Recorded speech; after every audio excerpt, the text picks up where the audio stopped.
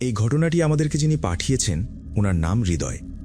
ওনার বাড়ি নোয়াখালী জেলার সদর উপজেলার মাইজদি বাজারে, যেটা সুধারাম থানার অন্তর্গত। ঘটনাটি মূলত এই মাইজদি বাজারেই ঘটেছে। মাইজদি বাজারে টিভি সেন্টার রয়েছে, বাংলাদেশ টেলিভিশনের একটা উপকেন্দ্র। সেখানে বিশাল বড় টাওয়ার রয়েছে। তো এখান থেকে কাছাকাছি জায়গায় একটা বাগান রয়েছে, আর তার পাশে বাড়িঘর আছে। এই বাড়িঘরগুলোকে অনেকেই আবু বকরের বাড়ি বলে থাকেন, কেননা এই এলাকাটা বিস্তীর্ণ এলাকাতে একটা সময় অনেক হিন্দু পরিবার বসবাস করত। মুক্তিযুদ্ধের অনেক আগ থেকেই তারা আস্তে আস্তে ভারতের দিকে চলে যাওয়া শুরু করে। মুক্তিযুদ্ধের পরে অনেকে চলে গেছেন। তখন আবু বকর নামে একজন ব্যক্তি এই বিস্তীর্ণ জায়গা কিনে নেন, ওই জঙ্গল বা আশেপাশে যেই জায়গাগুলো আছে, যার কারণে আবু বকরের বাড়ি নামেই এই জায়গাটা পরিচিত। ওখানে একটা সময় 3টে পুকুর ছিল, এখনও পুকুর আছে সেখানে। তো ওখানে যেই হিন্দু পরিবার বসবাস করত তারা অনেক সম্ভ্রান্ত পরিবার ছিল, তাদের অনেক বড় বড় ব্যবসা ছিল। ওখানে আরও যে সমস্ত হিন্দু পরিবার থাকত তাদেরও অবস্থা মোটামুটি ভালোই ছিল। এদের মধ্যে একজন, উনারা নাকি স্বর্ণের ব্যবসা করতেন। অনেক স্বর্ণালঙ্কার ব্যবসার প্রয়োজনেই তাদের কাছে থাকত। এখন যেমন ব্যাংকে লকার সিস্টেম রয়েছে, তখন তো এই অঞ্চলগুলোতে ওভাবে লকারে রেখে ব্যবসা বাণিজ্য করাটা অনেক কঠিন ছিল। এই জন্য অনেক সময় তারা বিভিন্ন জায়গায় এই স্বর্ণালঙ্কারগুলো রেখে দিতেন। তাদের প্রয়োজনে এবং নিজেদের নিরাপত্তা বজায় রেখে যেই জায়গাগুলোতে রাখা যায় সেই জায়গাগুলোতে রাখতেন।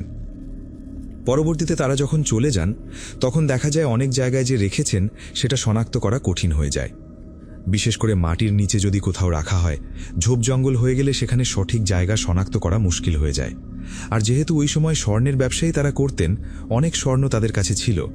তারা চলে যাবার সময় অনেক স্বর্ণ নিয়ে গিয়েছিলেন, কিন্তু তারপরেও বিভিন্ন জায়গায় স্বর্ণ রেখে গিয়েছিলেন। শোনা যায় তারা যে পুকুর খনন করেছিলেন সেই পুকুরের ভেতরেও স্বর্ণ রেখে দিয়েছিলেন। তো মানুষ কিন্তু ওখান থেকে বিভিন্ন সময় স্বর্ণের জিনিস পেয়েছে। কেউ কলস পেয়েছে, কেউ ছোট ছোট স্বর্ণের আংটি, বার পেয়েছে। মানুষ বুঝতে পারে এগুলো তাদেরই রেখে যাওয়া সম্পদ। কেউ কেউ বলে এটা জিনদের গুপ্তধন, কিন্তু মূল বিষয় হচ্ছে এগুলো তাদেরই সম্পদ। এই পুকুরে বিভিন্ন ভয়ের ঘটনা ঘটে, তবে এই পুকুরটা অন্য পুকুরের মতো না। পানি কমে যায়, শুকিয়ে যায়, আবার বর্ষায় পানি হয়। ঘটনাটি ঘটেছিল 2 জনের সাথে, একজন খালা নাম সখিনা আর একজন ভাগিনা নাম কামরুল।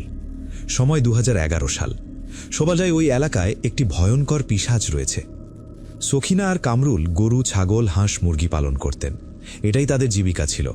বিকেলে তারা দুধ দোয়াতেন, পশু বিক্রি করতেন। তারা সবসময় একটি বড় সিলভারের পাতিল সাথে রাখতেন। একদিন তারা ছাগল আনতে জঙ্গলের শর্টকাট পথে গেলেন। তখনও মাগরিবের আজান হয়নি, আলো ছিল। হঠাৎ তারা দেখলেন শুকনো পুকুরে বড় বড় গজার মাছ কিলবিল করছে। তারা ছাগলের কথা ভুলে গিয়ে মাছ ধরতে নেমে পড়েন। অনেক কষ্টে মাছ ধরে পাতিলে ভরলেন। পাতিল ভরে যায়। তারপর তারা হাঁটা শুরু করেন।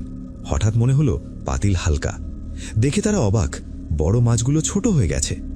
তখন তারা বুঝলেন কিছু অস্বাভাবিক হয়েছে। তারা পাতিল ফেলে দৌড় দেন। দৌড়ানোর সময় দেখেন তাল গাছ থেকে একটি কালো অবয়ব নেমে এসে সামনে দাঁড়ায়। বিশাল নখ, খুব ধারালো। অবয়বটি শব্দ করতে থাকে। তারা নড়তে পারছিল না। চারদিক হঠাৎ অন্ধকার হয়ে যায়। কিছুক্ষণ পর তারা চিৎকার করেন। কাছের এক মহিলা এসে দেখতে পান ভয়ঙ্কর অবয়ব। তিনিও চিৎকার করেন। লোকজন দা, লাঠি নিয়ে আসে। তখন অবয়বটি উধাও হয়ে যায়। পরে দেখা যায় পুকুরে কোনো মাছ নেই, পাতিলে মাছের চিহ্ন আছে। তারা ছাগল আর পাতিল নিয়ে বাড়ি ফেরে। পরে জ্বরে পড়ে, ধীরে ধীরে সুস্থ হয়। এরপর আরেকটি ঘটনা। সিরাজ মিয়ার বাগানে দিনের বেলাতেও আগুনের গোলা দেখা যেত। মানুষকে ধাওয়া করত। এক মেয়ে ও তার বান্ধবীরা শাক তুলতে যায়। বাগানে ঢুকতেই আগুনের গোলা তাদের আক্রমণ করে। গায়ে লাগলে জ্বালা করত, কিন্তু পোড়াতো না। তারা দৌড়ে বেরিয়ে আসে। শোনা যায় ওই বাগানে ভালো ও খারাপ জিন বাস করে। তারা মানুষকে ঢুকতে দিতে চায় না। এই 2টি ঘটনাই দিনের আলোতে ঘটেছে। শেষে বলা হয় বড় অস্বাভাবিক মাছ না খাওয়াই ভালো, কারণ এতে বিপদ হতে পারে। এটাই ছিল ঘটনা। ধন্যবাদ হৃদয় ভাইকে।